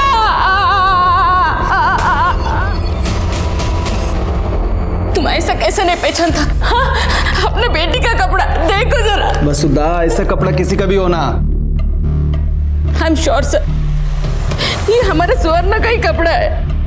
आई रिक्वेस्ट यू सर, हमारे बेटी का बॉडी हमको दे दो, उसका अंतिम संस्कार करने के लिए। देखिए, जब तक हम पूरी तरह से श्योर नहीं हो जाते कि आप दोनों ही उस बच्ची के माँ बाप हैं, तब तक हम बॉडी रिलीज नहीं कर सकते। ऐसे हालात में आपको डीएनए टेस्ट करवाना होगा। मैम, क्या वो आप लोग की बेटी है? मैम, आपकी बेटी की इतनी हैवानियत के साथ हत्या कर दी गई, उसके साथ बलात्कार हुआ है। इसे लेकर अब आप लोग क्या करने वाले हैं? सबसे पहले I want my daughter. Police is saying वो हमारा डीएनए टेस्ट करना चाहती है, and I am ready to do. मैं अपने सुवर्णा के लिए कुछ भी कर सकती। मैं अपने बेटे के लिए न्याय चाहती हूँ। सर, बच्ची अगर सच में रेड्डी कपल की है तो कोई उसको टॉर्चर करने के लिए या फिर रेप करने के लिए उसको विशाखापट्टनम से गुजरात क्यों लाएगा? मतलब इतनी दूर? जोशी, हो सकता है कि किडनैपर बच्ची को बेचने के इरादे से यहाँ लाया था और किसी वजह से बच्ची को अपने साथ रखना उसके लिए जोखिम भरा हो गया, इसलिए बच्ची को उसने इस अंजाम तक पहुंचा दिया। या फिर ये भी हो सकता है कि बच्ची की मौत से किसी को कोई फायदा था। अरे तू समझ क्यों नहीं रही है? या तो तू गुड्डी को भूल जा या फिर मुझे भूल जा। मैंने नहीं कहा था थारे से कि मारे से प्यार कर। अगर 1 महीने के अंदर तूने मारे से शादी करके गुड्डी को नहीं अपनाया ना, तो थारी घरआड़ी को जाकर सब कुछ बता दूंगी। अगर तूने मुझे परेशान किया ना, चैन से थारे को भी नहीं रहने दूंगी मैं। तू क्यों गर्म हो रही है? मैं तुझे प्यार करता हूँ, उससे शादी करना चाहता हूँ, लेकिन मेरी माँ नहीं समझेगी ना। देख, अभी तो मैं जरूरी काम से राजस्थान जा रहा हूँ, वहां से लौटूंगा ना तो कोई ना कोई रास्ता निकाल लूंगा। बस तू परेशान मत हो, सब ठीक कर दूंगा मैं। चल चल, निकलता हूँ।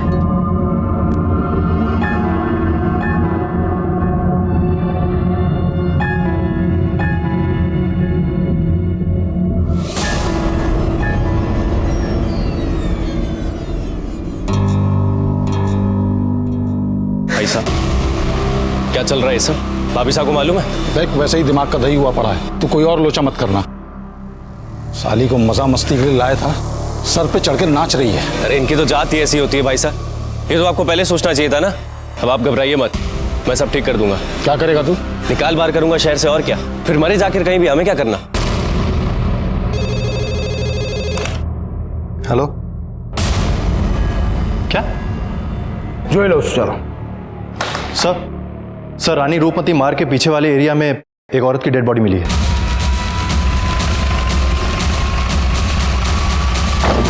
अभी उस 11 साल की बच्ची की लाश की शिनाख्त भी नहीं हुई है कि हमें एक और लावारिस लाश बहुत से सवाल लिए मिली है। इनको यहाँ किसने बुलाया? सर, मीडिया वाले, किसी ने इनको इन्फॉर्म किया होगा तो यहाँ पर आ गए होंगे।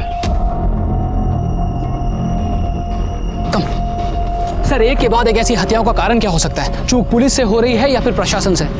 देखिए, हमें हमारा काम पहले कर लेने दीजिए, उसके बाद में आपको सारी जानकारी दी जाएगी। हटिए सर, इस तरफ हटिए।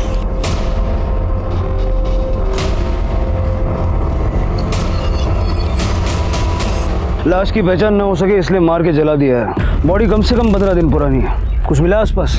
कुछ नहीं सर, कोई पर्स, कोई मोबाइल, कुछ भी नहीं मिला। एक और लावारिस लाश। जोशी सर, इस लाश को पोस्टमार्टम के लिए भेजो और देखो बॉडी पे कोई बर्थ मार्क वगैरह है क्या। इसको यहाँ लाने के लिए किसी न किसी व्हीकल का इस्तेमाल तो किया होगा। लेकिन सर, ऐसा भी तो हो सकता है ना कि ये एक लव एंगल हो सकता है ये औरत यहाँ पर खुद ही किसी से मिलने आई हो और फिर इन दोनों के बीच में झगड़ा हुआ होगा और उस आदमी ने इसे मारकर जला दिया होगा। लेकिन जलाने के लिए पेट्रोल चाहिए और पेट्रोल गाड़ी से ही मिलेगा। इस जगह पर आने वाले जितने भी रास्ते हैं सबका सीसीटीवी फुटेज निकलवाओ। सब।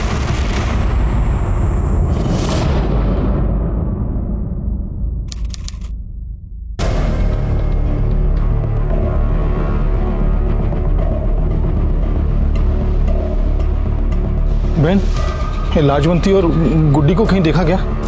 कुछ बता के गए क्या आपको? नहीं, मैंने तो कहीं खबर न थी। रोज गुड्डी यहाँ पे खेलती है, लेकिन 3-4 दिन से कहीं दिखाई नहीं दी। पप्पू, तूने गुड्डी को कहीं देखा क्या? नहीं पता मासी। बहन, ये लाजवंती को देखा क्या? खबर नहीं, 2-4 दिन से दिखाई नहीं दी। देख, तू ये पुलिस के लफड़े मत पड़। पुलिस तुझे बिना मतलब के ही परेशान करेगी। वैसे वो थी कौन? कहाँ से लाया था उसे? और भाई, तेरी तो बीवी है ना, तो उसके साथ यहाँ सब क्यों कर रहा था ये सब? सर, ये उस औरत की पोस्टमार्टम रिपोर्ट। रेप हुआ था? सर, रेप हुआ था या नहीं कुछ क्लियर नहीं है, लेकिन हाँ सर, वो औरत सेक्सुअली एक्टिव थी सर। उसको पहले गला दबाकर मारा गया, उसके बाद उसकी बॉडी को जलाया गया है सर। और सर, ये सारी घटनाएं आज से 17 दिन पहले 6 तारीख को हुई थी। बच्ची की मौत हुई 13 दिन बाद, यानी 19 तारीख को। तुम्हें इन दो घटनाओं में कोई कनेक्शन नजर आ रहा है? सर, अगर ये दोनों घटनाएं एक ही दिन हुई होती तो कोई कनेक्शन नजर आता, लेकिन यहाँ पर तो काफी दिनों का अंतर है सर। फॉरेंसिक डिपार्टमेंट ने ये फाइल और ये फोटो भेजा है।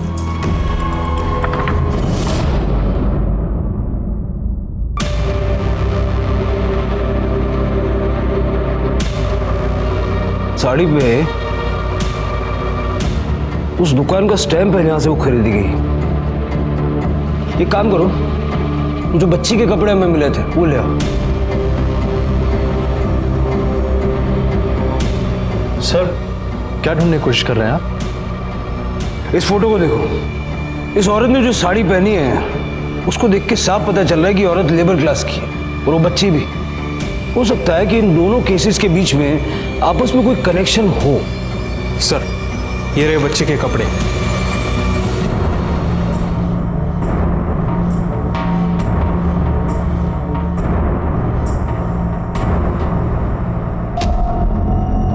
ये देखो, दुकान का स्टैम्प मैच कर रहा है। इसका मतलब कि ये दोनों कपड़े एक ही दुकान से खरीदे गए थे। एक काम करो, उस औरत का डीएनए बच्ची के डीएनए से मैच करवा के देखो, आगे के कनेक्शंस भी हमें मिल ही जाएंगे। Okay sir. सर उस एरिया का सीसीटीवी फुटेज आ गए। सारा सीसीटीवी फुटेज अच्छे से स्कैन करो, पिछले 17 दिन के एक भी मूवमेंट मिस नहीं होनी चाहिए।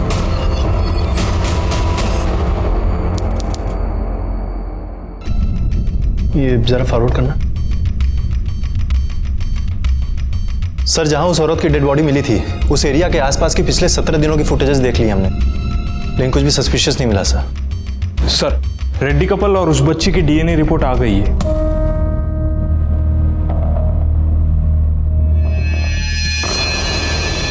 मिस्टर और मिसेस रेड्डी को बुलाओ। मैं आपको बोली वो मेरा ही बेटी। आप दोनों में से किसी का भी डीएनए उस बच्ची के साथ मैच नहीं करता, वो आपकी बेटी नहीं है। This report is wrong sir. मैं अपने डॉटर को नहीं पहचानेगी, मेरी बात का विश्वास कीजिए, वो मेरी ही बेटी है। देखिए दरअसल हमें एक औरत की लाश मिली थी और डीएनए टेस्ट के बाद ये साबित हो गया कि वही औरत उस बच्ची की मां है। तो ये बच्ची जो हमें मिली है वो आपकी बेटी यकीनन नहीं है। आप अपने लोकल पुलिस स्टेशन में जाके पूछताछ कीजिए, हो सकता है आपकी बच्ची सही सलामत हो, आपको वापस मिल जाए। इस केस में एक नया मोड़ आ गया है। एक माँ उस बच्ची के चेहरे में अपनी बच्ची के चेहरे को तलाश कर रही थी, वहीं उसका डीएनए उस बच्ची के डीएनए से मैच नहीं करता। जहां उस माँ को उस बच्ची के लिए बुरा लग रहा है, वहीं कहीं ना कहीं उसके दिल में इस बात की तसल्ली भी है कि उसकी बेटी जिंदा है और फिर से वो अपनी बेटी को अपने सीने से लगा पाएंगे। ये वाकई बहुत खुशकिस्मत है, पर हर कोई इतना खुशकिस्मत नहीं होता। कम से कम वो माँ और वो बच्ची तो बिल्कुल नहीं जिनकी हत्या कर दी गई। उनका पार्थिव शरीर आपसे, हमसे और हम सब से न्याय की गुहार कर रहा है। तो क्या हम और हमारी न्याय व्यवस्था उनके असली कातिलों तक पहुंच पाएंगे?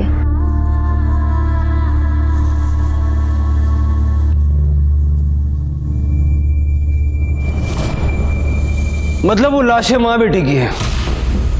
उसका मतलब है कि वो काम के चक्कर में आई होगी या कोई उन्हें यहाँ लाया होगा और बाद में वो गलत हाथों में पड़ गई। जोशी एक काम करो, जहां हमें उस बच्ची की लाश मिली वहां की सीसीटीवी फुटेज और जहां औरत की लाश मिली वहां का सीसीटीवी फुटेज दोनों मिला के देखो कुछ कॉमन मिलता है क्या।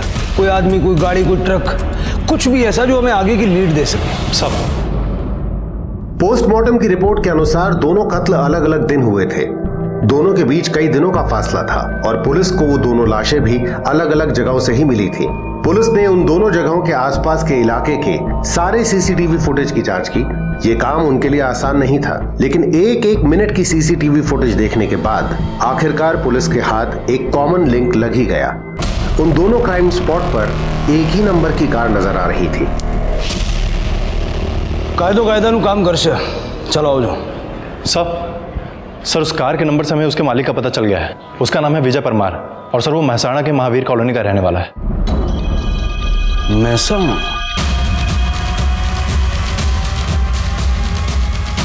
अरे सांभळो। हाँ साहब। अब ना विजयભાઈ પરમાર ક્યાં રહે છે? હા એમનું આજ મકાન છે અહીંથી જમણી બાજુ।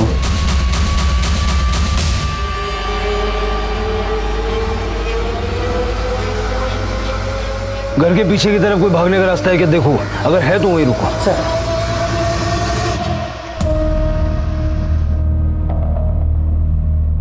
मेहता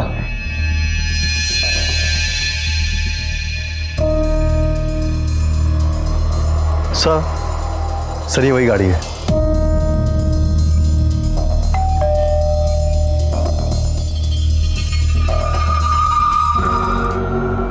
विजय परमार? हाँ साहब, હું છું વિજય વર્મા। गाड़ी तुम्हारी है? हाँ साहब, लेकिन बात क्या है? आपको हमारे साथ पुलिस स्टेशन चलना होगा। चलिए। पुलिस स्टेशन शाम आटे साहब? आप चलिए तो सही, आपको सब बताएंगे। ले जाओ हमने। जोशी सर, फॉरेंसिक को बुलवा के सारी गाड़ी अच्छे से चेक करवाओ। Okay sir. साहब आप मेरे को यहाँ क्यों लेके आए साहब? 2 बॉडीज मिली हैं, एक 33 साल की औरत की, एक 11 साल की बच्ची की। अलग अलग जगह, अलग अलग तारीख को, यहाँ तक कि दोनों का मर्डर भी अलग अलग दिन हुआ है। लेकिन इन सब में एक चीज कॉमन है, तेरी गाड़ी। जहां जहां हमें डेड बॉडीज मिली वहां वहां तेरी गाड़ी भी नजर आई।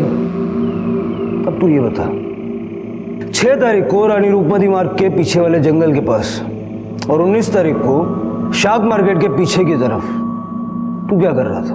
मैंने कहीं खबर न थी साहब। गाड़ी तारी है ना, तेने खबर नहीं है, वो चले। याद आ गया साहब, वो 2 दिन तो गाड़ी मेरे पास था ही नहीं साहब। मेरा एक दोस्त है हरीश छेत्री, वो लेके गया था गाड़ी। वो बिल्डिंग का कॉन्ट्रैक्टर है, मेरे पास आया, बोला कुछ जरूरी काम है, तो मैं भी कार दे दिया साहब। शादी हुई है तेरे इस हरीश छेत्री की? हाँ। जोशी सर, इस लड़की को जानता है? नहीं साहब। वो औरत का फोटो दिखाओ ना जिसका मर्डर हुआ है। उसको मार के उसकी बॉडी को जला दिया था, चेहरा पूरा जल गया है। क्यों? साहब कुछ दिन पहले हरीश ने एक औरत लाई थी, ऐसी मस्ती वस्ती करने के लिए। कहाँ से लाया था हरीश उस औरत को? खबर न थी साहब। अच्छा, ऐसा हो सकता है कि हरीश की बीवी को इस बारे में सब पता चल गया और उसने उस औरत को मरवा दिया? हरीश की बीवी को तो नहीं, लेकिन हरीश के भाई को सब कुछ पता चल गया था साहब। वो बहुत ज़्यादा गुस्से में भी था। अगर ये बात बाहर पहुंच गई क्या होगा? पिताजी का जमा धंधा तो ठप हो ही जाएगा, नाते रिश्तेदारी में नाक और कट जाएगी। और क्या? भाई का क्या है, घर पे बीवी है, बाहर औरत पाल ली। अगर ये बात बाहर पहुंच गई तो मुझसे कौन शादी करेगा? सब तो यही सोचेंगे ना, बड़ा भाई हर जगह मुंह मारता है, छोटा भाई भी यही करता होगा। कुछ भी करके खत्म करना पड़ेगा ये। दोनों भाई साथ में रहते थे? हाँ। हरीश ने जहाँ उस औरत को रखा था वहां का और हरीश का, दोनों का एड्रेस लिखवा। चल। ठीक है सर।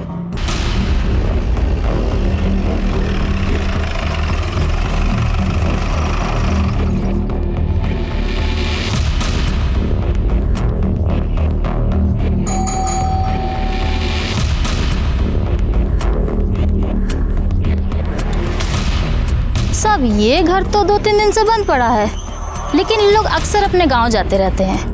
वहाँ बीकानेर, राजस्थान। अच्छा, पिछले 2-2.5 हफ्तों में यहाँ इस घर में कुछ अजीब सा हुआ था क्या? मतलब कोई लड़ाई झगड़ा या फिर कोई और बात? नहीं सर, सब अच्छा चल रहा था, जैसे हमेशा चलता था।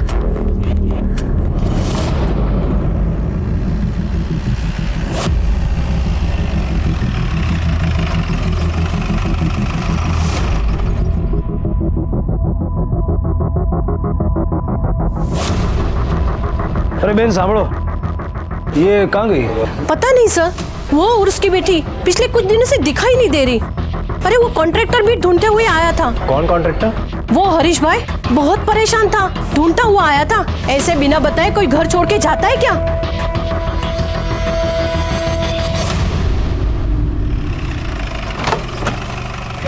अगर हरीश उन्हें ढूंढ रहा था, उनके लापता होने से परेशान था, तो फिर वो उन्हें क्यों मारेगा?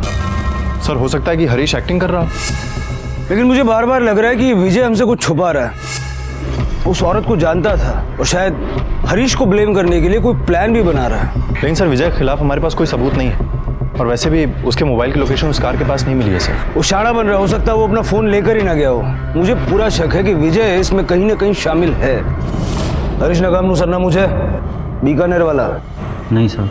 हरीश का मोबाइल नंबर?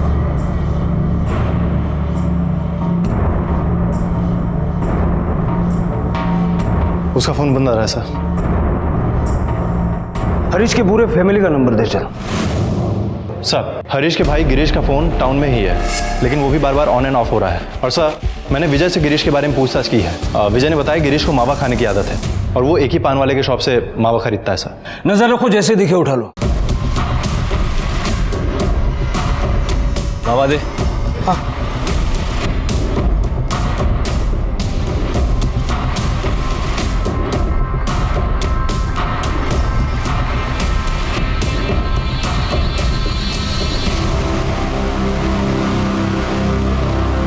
गिरीश तुम्हारा ही नाम है ना?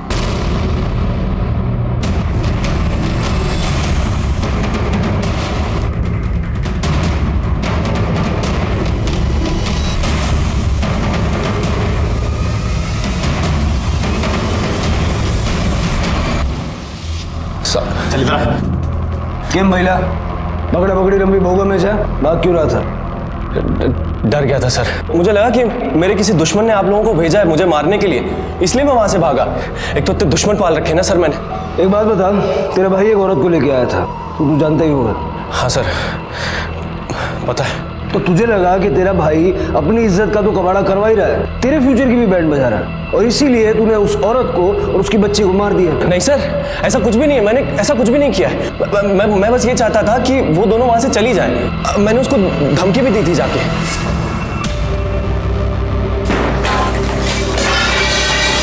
कौन है तुम? 2 घंटे का समय दे रहा हूं, अपना सामान बांध और ये शहर छोड़कर चली जा, समझी? ये ले, मेरे भाई की जितनी भी रात रंगीन किया ना तूने उसके पैसे, अपना दाम ले, अपना सामान बांध और ये शहर छोड़कर चली जा। अगर दोबारा यहां दिखी ना तो मुझसे बुरा कोई नहीं होगा। और जब धमकी से काम हुआ नहीं तो तूने उनका किस्सा ही खत्म कर दिया। नहीं सर, ऐसा कुछ भी नहीं किया मैंने सिर्फ उनको धमकी दी और मैं वहां से चला गया। 2-3 दिन बाद हरीश भाई ने बताया कि वो दोनों शहर छोड़कर चले गए। तेरे बीकानेर वाले घर का एड्रेस दे चल।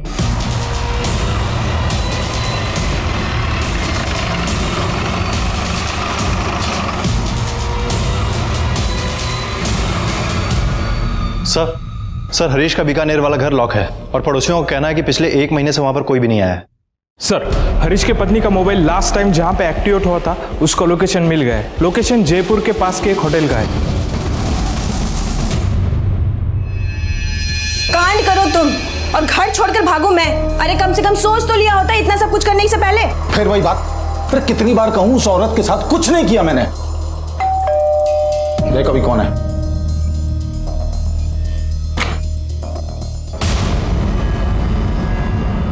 हरीश कौन है? तेरी बारात तुझे ससुराल ले जाने के लिए आया है। चल ले चल।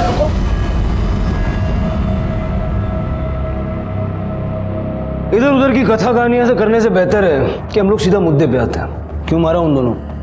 नहीं मैंने नहीं मारा जी। तो पुलिस से आंख मिचौली क्यों खेल रहा था? मैं तो अपनी पत्नी के साथ जयपुर गया था। बहुत मारूंगा, सच बता रहा हूँ। कौन थी वो औरत तेरी? मेरी कोई नहीं थी जी। मैं तो उस औरत को और उसकी बच्ची को 35,000 में खरीद के लाया था।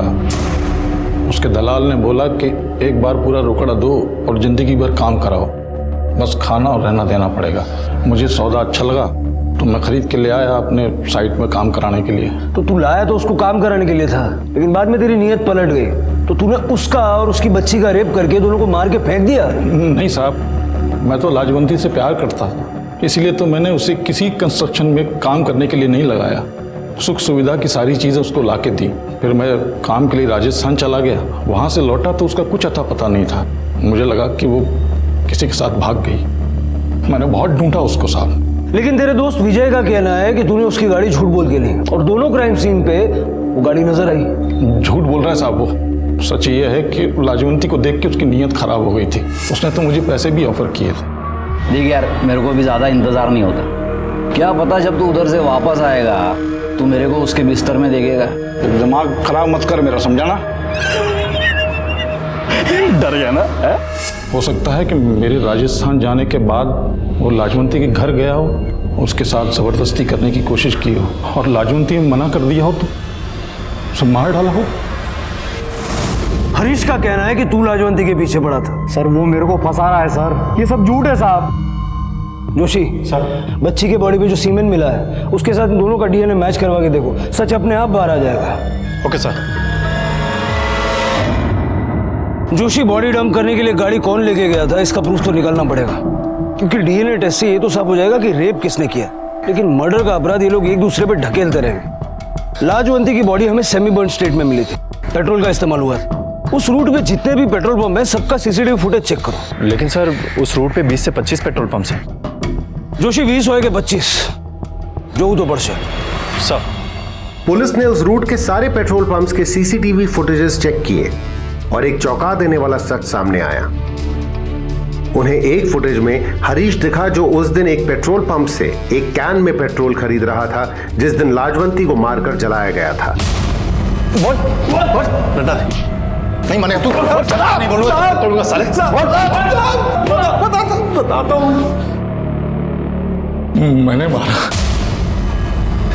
साहब, मैं लाजवंती से प्यार करने लगा था साहब। अपनी हवस को प्यार का नाम मत दे, चल आगे बोल। साहब मैंने लाजवंती को बोला कि मैं उसे प्यार करने लगा, वो मेरी बातों में आ गई साहब। मैं उसे इस्तेमाल करने लगा पर उसे पता चल गया था कि मैं उसे उल्लू बना रहा हूँ। उसके बाद कभी उसने खुद को छूने भी नहीं दिया मुझे। बहुत नाटक करती थी साहब, मुझे डर लग गया साहब, क्योंकि एक दिन तो वो मेरे घर पहुंच गई साहब। अरे नहीं, पेमेंट करवा उसकी, पहले ईंट डालने को बोलो उसको। हाँ रुक, फोन करता हूं तेरे को। क्या कर रही है? झूठ थारा झूठ पकड़ने आई हूँ। मारे से झूठ बोला कि राजस्थान जा गया और यहाँ अपनी घराड़ी के पल्लू से बनकर बैठा है। मैं थारे से शादी करने की भीख कौड़ी मांगी थी, मारे संग खेल खेल रही हो तो अब मैं थारे को बताती हूँ खेल के हुए हैं। चल हट। उसके बाद मुझे लगा कि वो मेरे लिए खतरा बन चुकी है, तो मैंने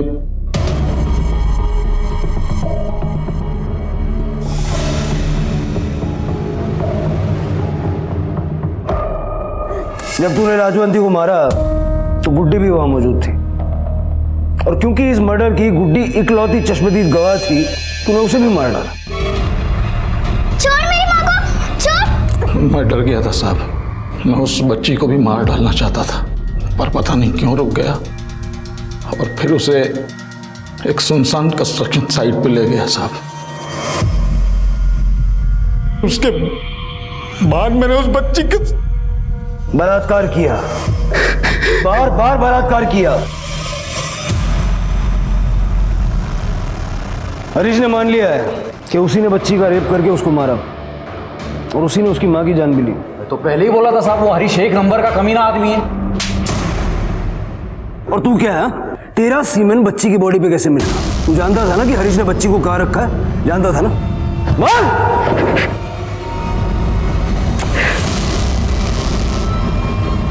माफ कर दो साहब,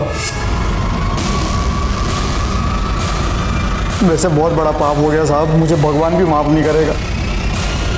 ये सब पाप करने से पहले सोचना चाहिए था। पोस्टमार्टम रिपोर्ट के हिसाब से गुड्डी के साथ 3 लोगों ने बलात्कार किया था। तेरे और विजय के अलावा वहां कौन था? बोल!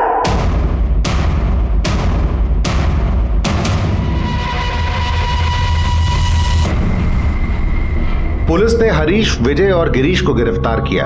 साथ ही साथ राजस्थान पुलिस ने उस आदमी को भी गिरफ्तार किया जिसने उसे बेचा था। इस अमानवीय घटना का जिम्मेदार हम किसको ठहराएं? लाजवंती और गुड्डी की लाश लेने के लिए उनका अपना कोई नहीं आया और इसलिए पुलिस ने पूरे सम्मान के साथ उन दोनों का अंतिम संस्कार किया। क्राइम पेट्रोल के ऐसे ही मजेदार एपिसोड्स देखने के लिए हमारे चैनल को सब्सक्राइब करें।